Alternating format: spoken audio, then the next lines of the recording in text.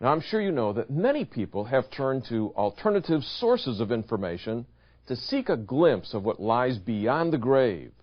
Channeling is just one of those areas. But how can we tell if the spirits that men and women channel are giving us accurate, reliable information? Well, here's the answer Dr. Lutzer gave to this question. John, the desire for people to find out what lies on the other side of the curtain is so great that some people have asked, isn't it possible for us to peer behind that curtain and see what is there? For example, there is such a thing as channeling, as all of us know, where you are in contact with spirits, and as a result of this contact, supposedly people know what lies on the other side. One day I was in a library and I picked up the book by Bishop Pike entitled The Other Side. You remember his son committed suicide, and he wanted to find out what it was like on the other side, and he thought that his son was trying to communicate with him.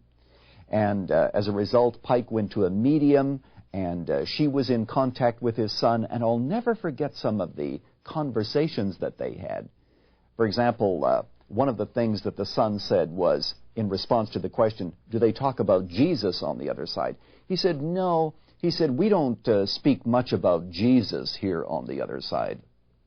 Well, you know what I'd like to do? I'd like to suggest that, my friend today, that if you die and you're in a place where they're not talking much about Jesus, you're in the wrong place.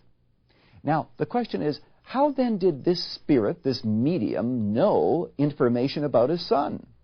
You know, the Bible talks about evil spirits as being familiar spirits.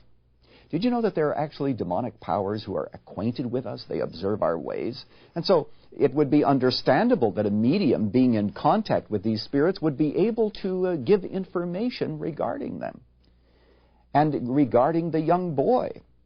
Now, listen to what the Scripture says. It is very clear in making sure that we do not consult mediums. And when they say to you, consult the mediums and the spiritists who whisper and mutter, should not a people consult their God? Should they consult the dead on behalf of the living? God condemns this kind of prying into the spirit world because there are spirits out there that are very deceptive.